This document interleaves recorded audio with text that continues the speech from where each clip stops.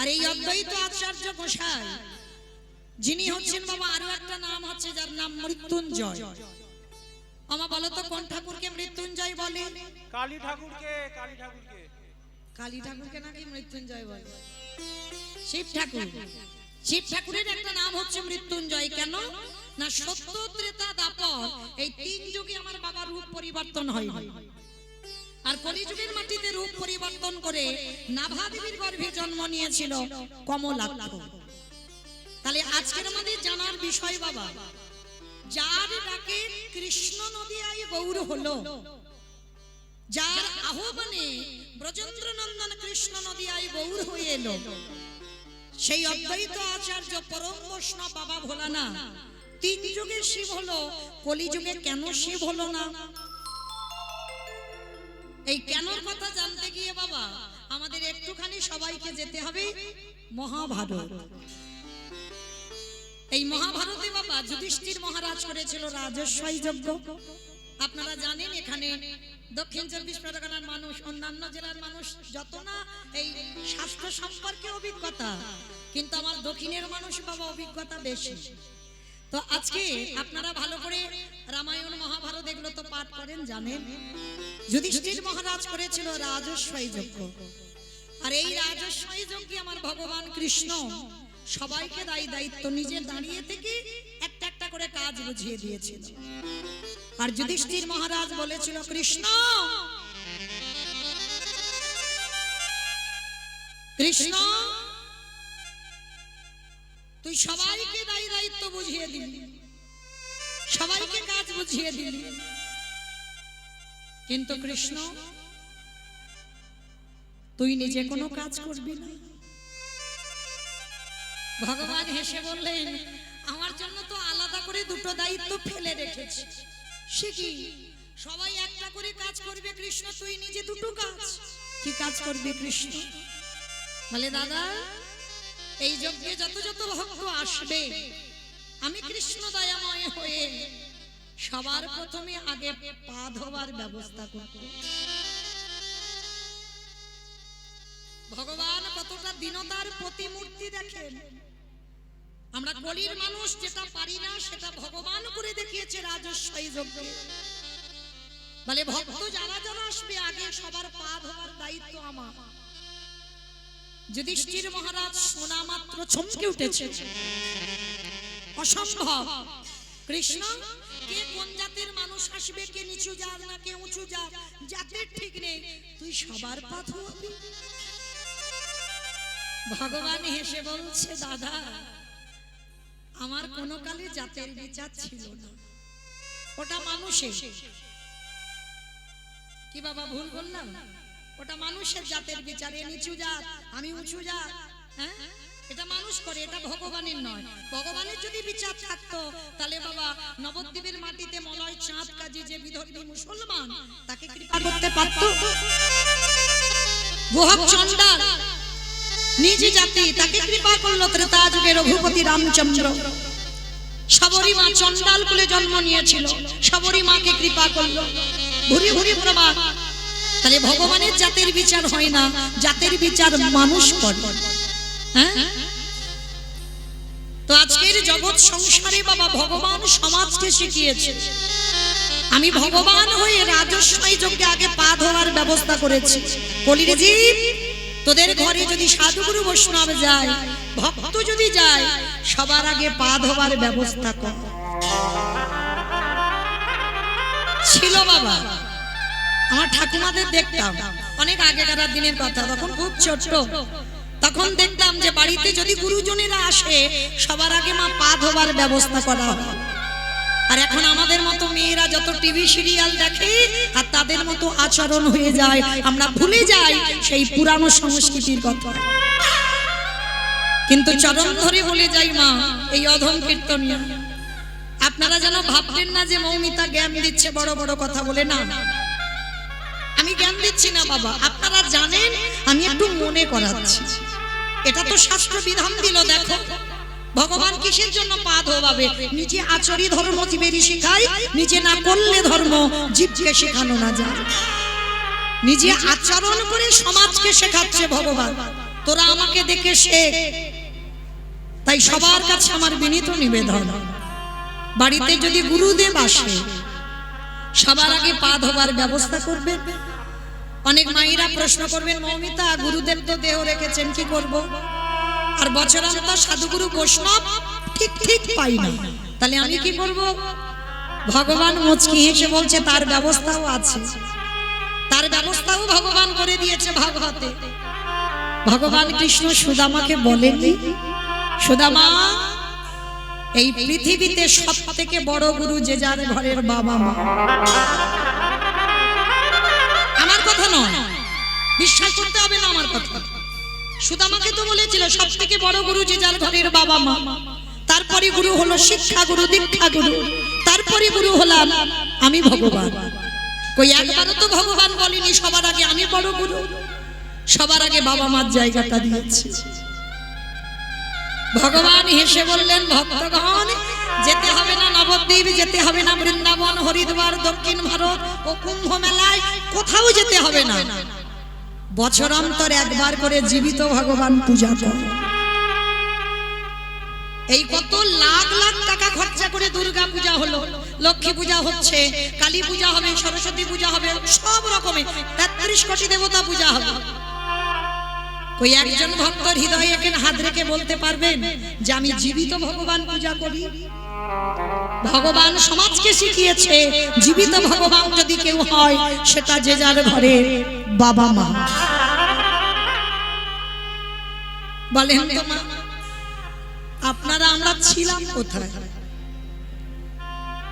বাবা যদি কৃপার বিন্দু দিয়ে মার গর্ভে যদি আমরা 10 মাস না ধরে রাখতো, মা পারতেন এই বসে বসে কীর্তন শুনতে আর দাঁড়িয়ে কীর্তন গাইতে? ধরে রেখেছিল বলি না, যার জন্য আজকে সমাজে এসেছো দাঁড়িয়ে। তাহলে পৃথিবীতে সবার আগে বড় গুরু বাবা মা। তাই পিতা মাতাকে বছরান্তর একবার আমি চরণ ধরে বলে যাই, কিছু করতে হবে না। এই দুর্গাপূজার মতো লাখ লাখ টাকা খরচা করতে হবে না বাবা। একটু সিংহাসনে বা চেয়ারে বা আসনে বসিয়ে নিজের হাতে বাবা মা চরণ যুগল ধৌত করে, নিজের হাতে গলায় মালা পরিয়ে দিয়ে বৎসরে একবার অনেক যত্ন স্নেহ ভালোবাসা দিয়ে বাবা মার বদনে একটু খাবারটা তুলে দিয়ে। ভগবান বললেন সে যদি আমার কাছে যেতে ভুলে যায়, আমি ভগবান হয়ে প্রতিজ্ঞা করলাম সারা জীবন আমি সেই ভক্তের দরজায় বন্দী হয়ে যাই। নিতাই গৌর প্রেমানন্দে হরি বল, হরি বল। তাই তো ভগবান কৃষ্ণ যজ্ঞে পা ধোয়ার কাজ নিয়েছে। শুধু পা ধোয়া নয় বাবা, আরো একটা কাজ করেছে।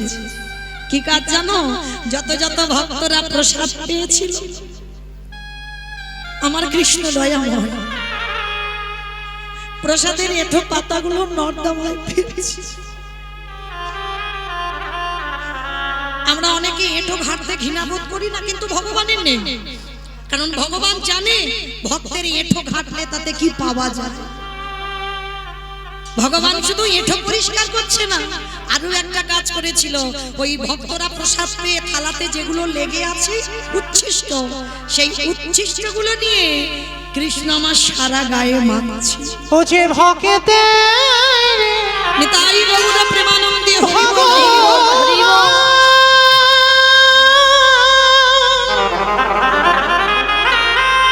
ও যে ভক্ত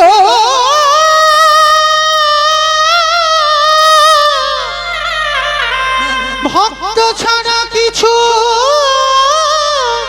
জানে না কৃষ্ণ, তাই তো যুগে যুগে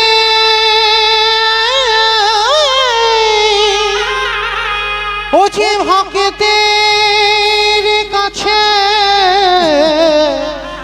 ছুটে আসে। আমি যে ভক্ত ও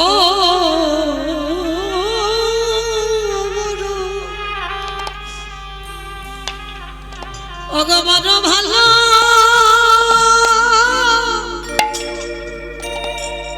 ভালো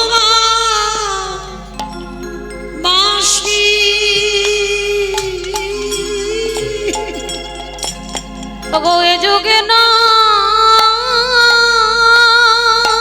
নিতাই গৌর প্রেম হরিবল হরিবল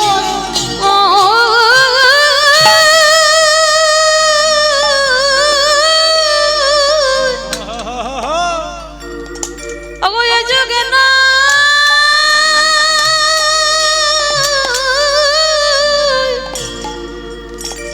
প্রতি যুগে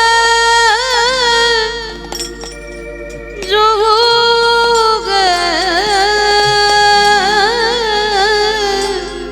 আমি যে ভক্ত বড়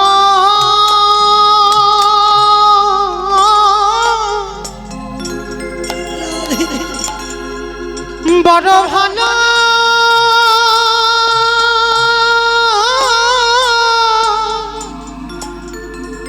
ভালোবাসি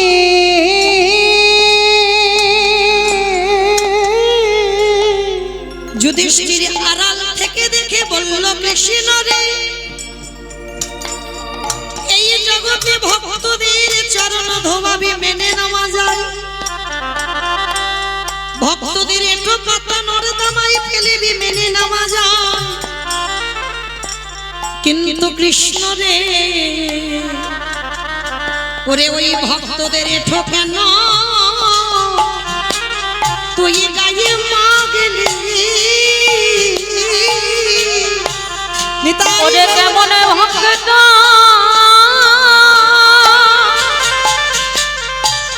ও আরে কেমন ভগবান ভক্তের ঠোকেন তুই গায়ে মাখলি ভগবান মৃদু হেসে বললেন দাদা গো এ যে হলো আমার কর্মফল যুধিষ্ঠির মহারাজ যেই না শুনেছে কৃষ্ণ বলছি আমার কর্মফল সঙ্গে সঙ্গে যুধিষ্ঠির মহারাজ চমকে উঠলেন।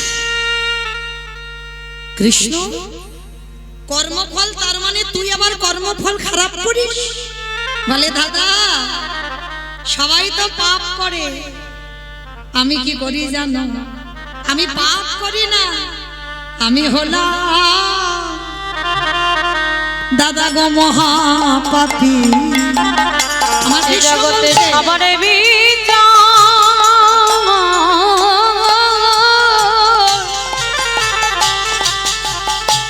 সবার বিচার করি বটে কিন্তু আমি হলাম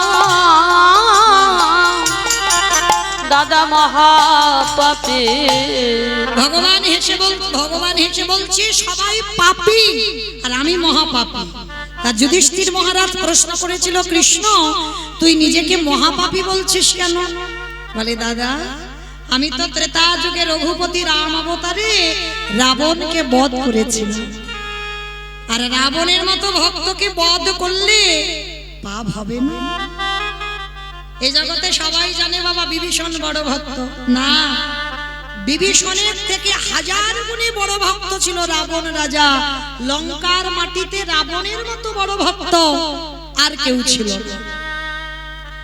যদি বলেন বাবা একটুতে প্রমাণ পেয়ে যাবেন দেখেন যে রাবণের 10,000 বউ ছিল তাহলে কি তার ঘর একটা ফাঁকা ছিল না সীতামাকে নিয়ে রেখেছিল কোথায় হ্যাঁ অশোক ঘটিতে অশোক কাননে কেন অশোক কাননে রাখবে রাবণের যদি কুমন্তব্য থাকবে কুমতলব থাকবে যার 10,000 বউ ছিল তার ঘর কি একটা ফাঁকা ছিল না সীতামাকে তো ভোগ করার ইচ্ছা ছিল তাহলে সে ঘরে রাখতে পারতো না রেখেছিল অশোক দেখেন প্রশ্নের উত্তর হলো অশোক যেখানে শোকের ছায়া লাগে না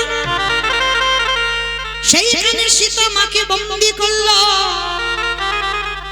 শুধু বন্দী নয় মনে রাখতে হবে বাবা নারী তো ভোগের নয় কেউ যদি মনে করে নারী ভোগেরও তার কাছে ভোগের হয় নারী সাধনা যে যেমন ভাবে ভজনা করবে বাবা দেখেন অসুরদের অত্যাচারে দেবতারা স্বর্গ ছাড়ে জগৎ জননী দশভুজা যদি 10 হাতে সামলাত না ওই 10 হাতে যদি অসুরী নিধন না করত, বলো বলো, তাহলে দেবতারা যেত কোথায়? ওই দশভুজা, ওই দশভুজা যদি না সামলাতো, তবে দেবতারা যেত কোথায়? তাহলে জগৎ জননী মা দেবতাদের তেজ দিয়ে আজকের একটা নারী সৃষ্টি করেছিল, আর সেই নারী অসুর নিধন করে দেবতাদের দেবত্ব ফিরিয়ে দিয়েছিল। দেখেন ওই চণ্ডী ঠাকুরের রামের চরণ ভজন করে পেয়ে গেল গোবিন্দ চরণ, বিল্ল মঙ্গল পতিতা নারী চিন্তামণির চরণ সেবা করে পেয়ে গেল গোবিন্দ চরণ। জয়দেব গোস্বামী মা পদ্মাবতীর চরণ সেবা করে পেয়ে গেল গোবিন্দ চরণ।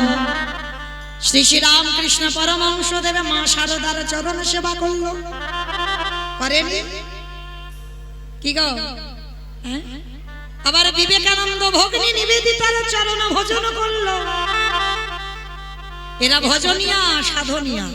তাহলে নারী সাধনা করতে হয়, নারী ভজনা করতে হয়, আর যারা জানে গুরু চরণ ধরে তারা সাধনা করতে শিখেছে। তো আজকের যার জন্য বাবা রাবণ তো লঙ্কার মাটিতে ত্রিকালদর্শী ত্রিসন্ধ্যা গায়ত্রী করে, সেই রাবণ কোনোদিন ভোগ করার জন্য নয়। রাবণের একটা প্রতিজ্ঞা ছিল, সমস্ত নারী আমাকে পাওয়ার জন্য কাঁদে, আর তুমি সীতা হতে পারো, তুমি ভগবানের ঘরণী হতে পারো, তুমি যতদিন না আমাকে গ্রহণ করবে আমি তোমাকে ছুঁয়েও দেখবো না। এটা ছিল রাবণের প্রতিজ্ঞা। তাহলে রাবণ কোনোদিন কুমতলবে সীতা মাকে আনেনি, এনেছিল কেন? ভগবানের প্রিয় জনকে যদি ধরে রাখা যায় আর কি ভগবানের কাছে যেতে লাগে? কি গো, ভগবান ছুটে আসবে না? যেমন সেই যে মা লক্ষ্মীকে চেয়েছিল কে? সেই অভিমন্যু। তপস্যা করেছিল অভিমন্যু ঋষি। কি তপস্যা? না, ভগবানের বউকে আমি আমার বউ করে পেতে চাই। আপনারা জানেন তো রাধার স্বামী আয়ান ঘোষ হয়েছে, বলে ভগবানের বউকে আমি পেতে চাইব। তো ভগবান বলেছিল অসম্ভব, এটা সম্ভব নয়, আমার ঘরের ঘরণীকে আমি তোমার হাতে দিতে পারি না। বলে ঠিক আছে, দিতে যখন পারো না তাহলে তুমি চলে যাও, দিতে হবে না, আমার তপস্যা ভঙ্গ হবে না। তো অভিমন্যু এমন কঠিন তপস্যা করেছিল, ভগবান বাধ্য হয়েছিল আমার বউ তোমার বউ হবে। কিন্তু আশীর্বাদ দিল, সেই রাধারানী হয়ে এলো। কিন্তু এলে কি হবে? একটা অভিশাপ দিয়ে রাখলো, অভিমন্যু তুমি আমার স্ত্রীকে ঘরণী করে পাবে বটে, তুমি জগতে নপুংসক হয়ে জন্মগ্রহণ। কিন্তু ভগবানের ঘরণী যেতে চাই কোনোদিন স্বামী ছেড়ে, কিন্তু ভগবান কথা দিয়েছে যেতে হবে।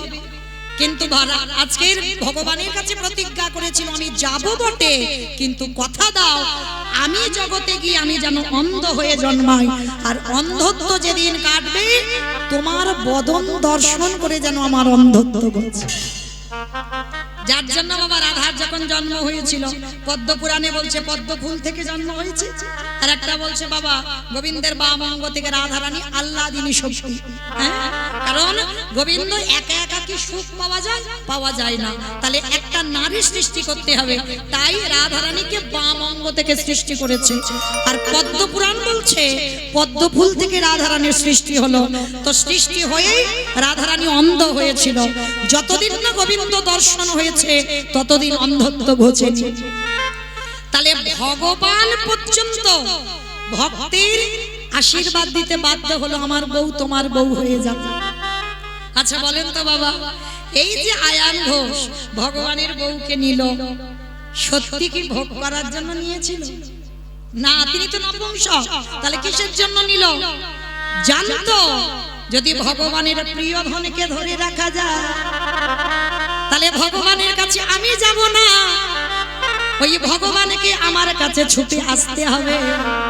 তাই জটিলা কুটিলা আয়ান ঘোষ রাধারানীকে বাদির ঘরে রেখে যত জ্বালা দেয় যন্ত্রণা দেয়, ব্যথা দেয় বেদনা দেয়, কষ্ট দেয় যন্ত্রণা দেয়, আরে রাধারানী যত জ্বলে পুড়ে মরে ওই বাদিনী ঘরে বসে বসে তারা ঘরে বসে যুগল দর্শন পাবে। ওই রাধা কৃষ্ণ, ওই রাধা কৃষ্ণ চরণ যুগল ঘরে বসে দর্শন পাবে। আস্তে তাহলে রাবণ রাজার চরিত্র ছিল বাবা ঠিক এরকম। সীতা মাকে ধরেছিল কেন? আমি যাব না রামচন্দ্রের কাছে, রাম আসবে লঙ্কার মাটিতে, এটাই তার প্রতিজ্ঞা। তাহলে সেই রাবণকে মেরে রামচন্দ্রের অপরাধ হবে না মা? হ্যাঁ, এই যে অকাল বোধন পূজা হয়ে গেল, এটা তো রাবণ বধের জন্য রামচন্দ্র করেছিল। হ্যাঁ, নবমী তিথিতে রাবণ বধ হলো, আর সেই রাবণকে মেরে মাথা থেকে পা পর্যন্ত পাপী হলো। আর সেই পাপ ধুচ্ছে কবে? কৃষ্ণ অবতারে যুধিষ্ঠির রাজস্বই যজ্ঞে। কি মা, যেখানে ছিলাম আমার সেখানে এলাম তো। এই পা ধোয়ার দায়িত্বটা কেন নিয়েছে? রাবণকে মেরে যে রাম পাপ করেছিল, কৃষ্ণ অবতারে ধৌত করছে। এইবার আমার ভগবান দরজায় দাঁড়িয়েছে। অগ্নিদেব, পবনদেব, বরুণদেব, ইন্দ্র, ইন্দ্রাণী, ব্রহ্মা, সাবিত্রী, শিব, দুর্গা সব পরপর লাইনে আছে। আর কৃষ্ণ একে একে ডাকে, পা ধোয়ায় আর যজ্ঞের ভিতরে ঢোকে। এমন সময় জগৎ জননী মা দুর্গা বাবা ভোলানাথকে ডাকছে, প্রাণনাথ, ও প্রাণনাথ, এদিকে এসো, এদিকে এসো। আমায় ডাকছিলে? হ্যাঁ, তোমারে ডেকেছি, এদিকে এসো। বলো কি বলছো?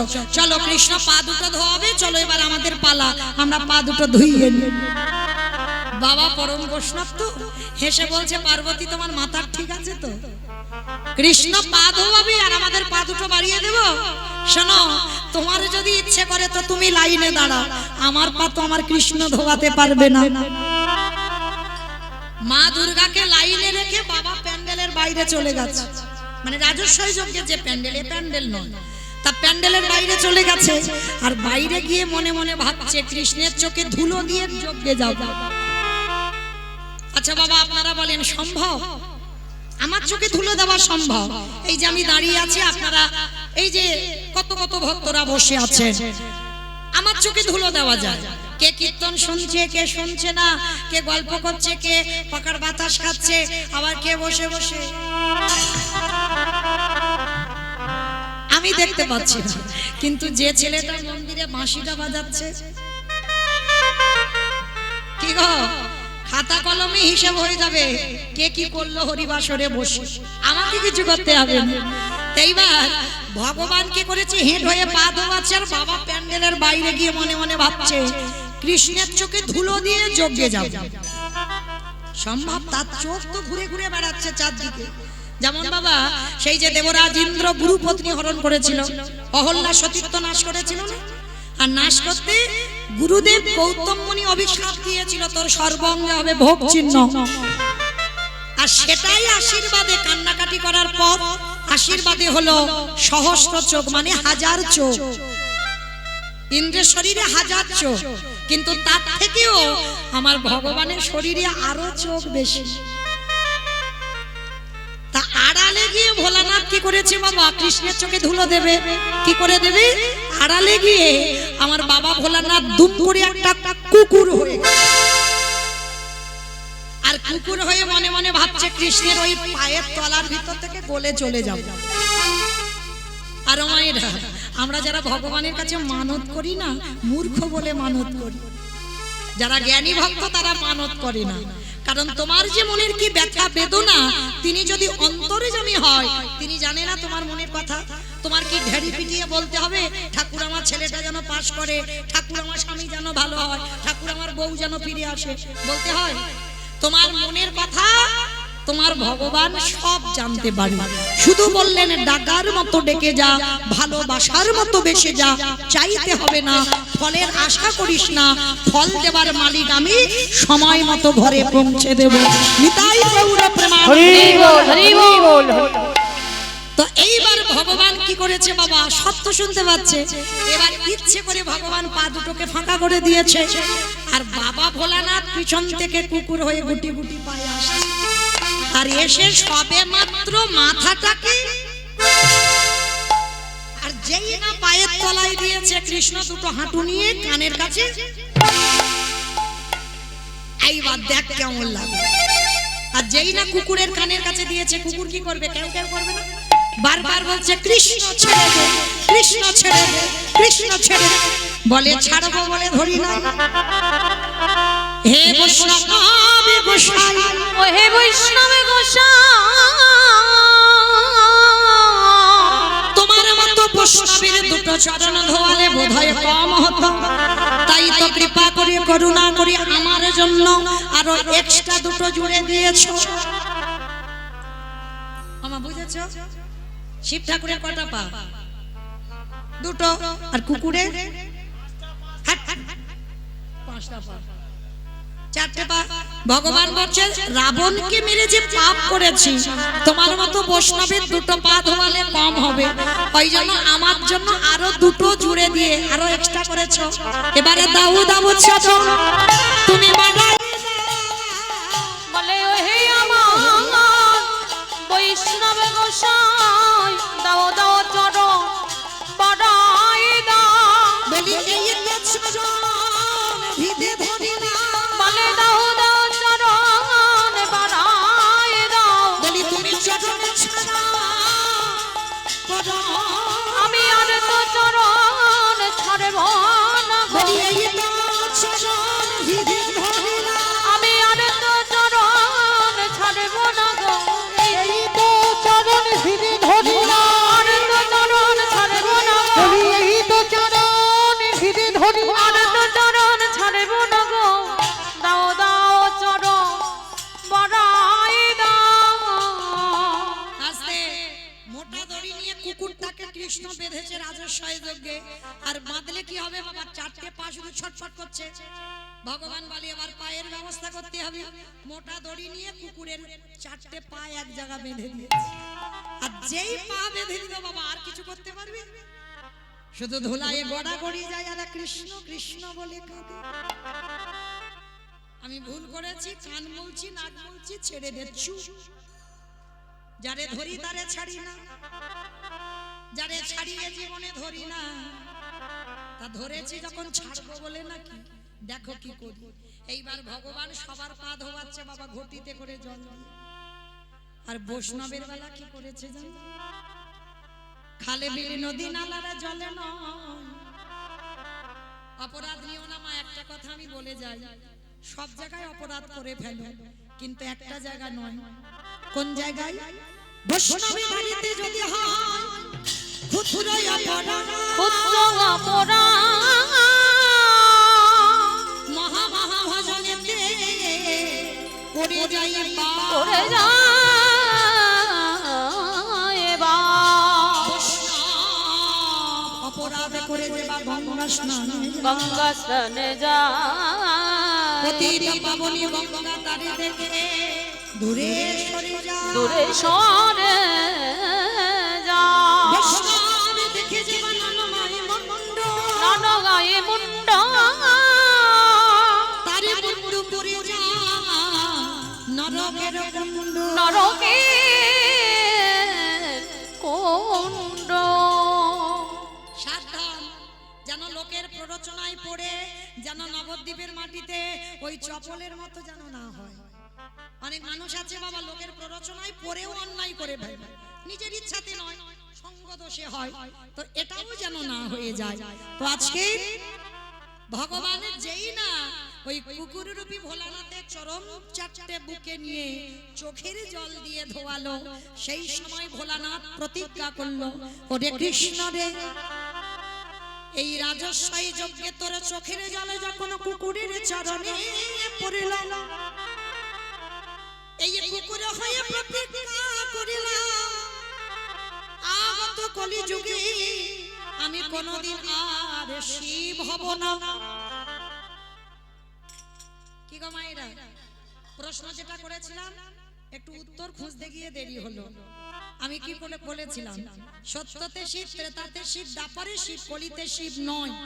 এই নয় কেন, এটার জন্য একটু রামায়ণ মহাভারতে গেলাম। আমার বুঝতে পেরেছো? এই রাজস্বই যজ্ঞে ভোলানাথ রূপী কুকুর প্রতিজ্ঞা করলো, কৃষ্ণ আগত কলিযুগে আমি আর শিব নয় হব অদ্বৈত আচার্য। তুই আমার কৃষ্ণ নয়, তুই হবি নদী আর নিমাই চাঁদ। আমি 12 বৎসর তুলসী ভাসাবো, তোরে থেকে 52 বছরের বড় হব। যেদিন শান্তিপুর থেকে নদিয়ায় যাব, আমি তোকে বৈকুণ্ঠ থেকে নদিয়ায় নামাবো। যেদিন তুই আর আমি প্রথম সাক্ষাৎ হবে, এই যে রাজস্বাই যজ্ঞে তোর চোখের জল আমার চরণে পড়ে আমাকে ঋণী করে দিলি, এই ঋণ কলিযুগে শোধ করব। আমি অদ্বৈত, তুই গৌর হবি। যেদিন প্রথম সাক্ষাৎ হবে, ওরে এমনি করে চাচা আমি ভবাইব। যেদিন নদী আমি নেমাই হবি, এমনি করে চরণ ভগাইব। বলি কেটে ঋণ শোধ করিব। যেদিন নদী আমি নেমাই হবি, বলিকে দেরি শোধ আমি এই প্রতিজ্ঞা করে রাখলাম। বলি এই প্রতিজ্ঞা করে এদের ঋণ শোধ করিব, বলি এই প্রতিজ্ঞা করে দিলাম। এদের ঋণ শোধ করিব, এমনি করে চরণ ভগাইব।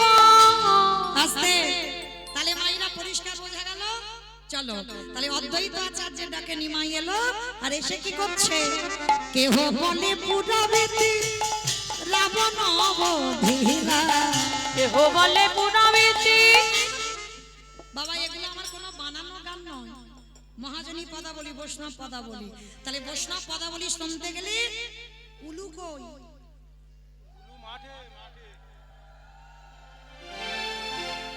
কেহ বলে পুরাবেতি রাবণ অবধিরা।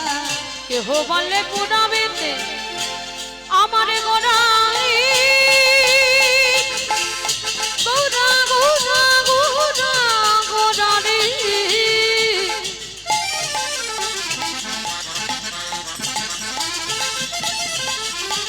গোড়া গোড়া গোড়া গোড়া রে, গোড়া গোড়া রে। ওই নদী আর গোড়া আমার আমার প্রাণে গোড়া। কেহ বটে পুরাবেতে রাবণ অবধিলা। গোলকের বৈভব লীলা প্রকাশ করিলা। ওই গোলকের বৈভব লীলা প্রকাশ করিলা। ওই গোলকের বৈভব লীলা প্রকাশ করিলা। শ্রী রাধার ভাবে গোদায় গোদা। শ্রী রাধার ভাবে রে গোড়া গাবতা। হরে শ্রী রাধাটি ভাবে এবে গৌরায় অবতার। ওই শ্রী রাধার ভাবে গোড়া গাবতা। হরে কৃষ্ণ নামে গৌ করিলা প্রচার। ওই হরে কৃষ্ণ নামে গৌর করিলা প্রচার। ওই হরে কৃষ্ণ নামে গৌর করিলা প্রচার। এইবারে লীলা প্রকাশ হলো। এইবারে লীলা প্রকাশ হলো। এইবারে লীলা প্রকাশ হলো। এইবারে লীলা প্রকাশ হলো।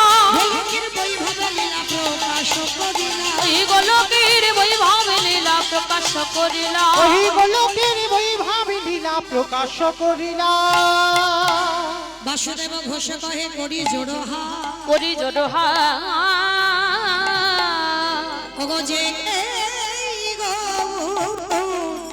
শ্রী কৃষ্ণ সেই তো জগন্নাথ। সেই তো জগন্নাথ। আহা বাসুদেব ঘোষে কহে এইবারে লীলা প্রকাশে হল।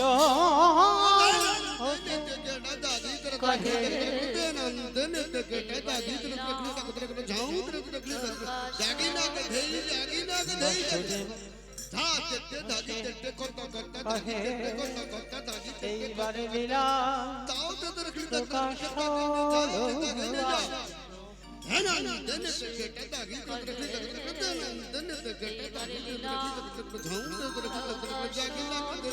বাসুদেব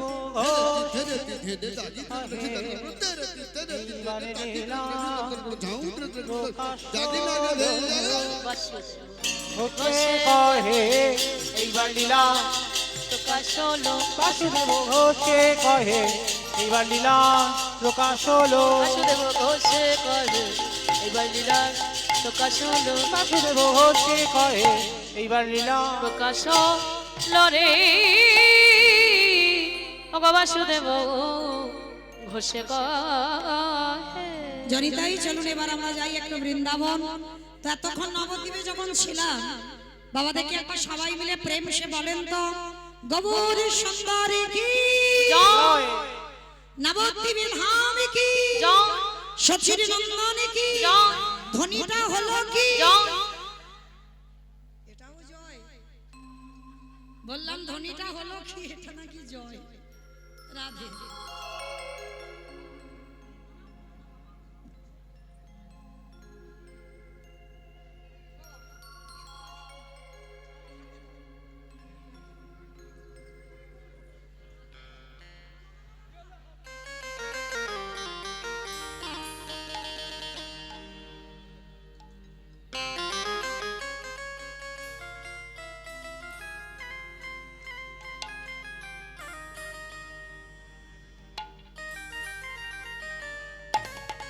রাধে তো চলো মাইরা এত জোরে জয় দাও কত দূর শোনা যাবে বারাসাত বারাসাত যাবে যাবে যাবে বাহ। এই যে মনে স্পিড আছে বিশ্বাস এইটা রাখতে হবে যাবে কারণ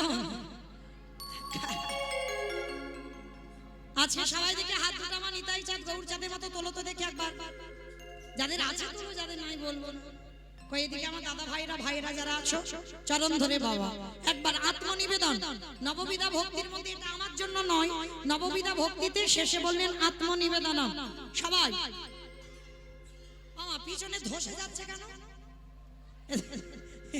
ধসার একটা ভালো নয় তোলো সবাই একসঙ্গে বলো গৌর সুন্দর কি নবদ্বীপে ধাম কি সচির নন্দন কি বিষ্ণু প্রিয়া কি নিতাই চাঁদ কি ভক্ত বৃন্দ কি হরিবাসর ধাম কি সাধু গুরু বৈষ্ণব কি আপন আপন গুরু চরণ নিতাই গৌর প্রেমানন্দে হরি বল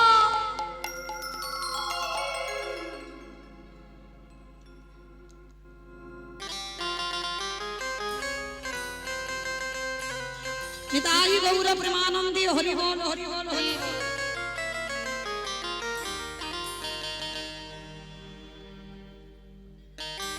রাধা তো চলেন আজকে আমরা একটা ভজন গাইতে গাইতে বিষয় গাই কেমন কি মা একটা ভজন হবে তো হবে বাহ, মানে তৈরি আছে তবে ভজন হবে আমি আর আমার সম্প্রদায় নয় সবাই কিন্তু যাচ্ছি কয়েক উলুধ্বনি দাও ও রাধে তেরো স্বামী मैं हूँ राधे तेरा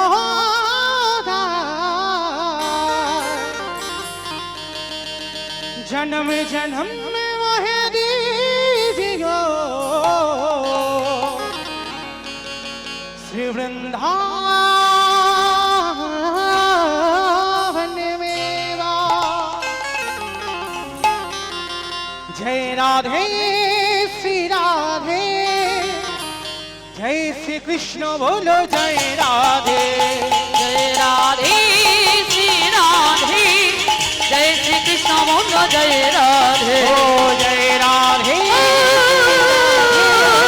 जय श्री कृष्ण बोलो जय राधे जय राधे श्री राधे जय श्री कृष्ण बोलो जय राधे जय राधे श्री राधे जय श्री कृष्ण बोलो जय राधे नाम मेरी राधा रानी का हो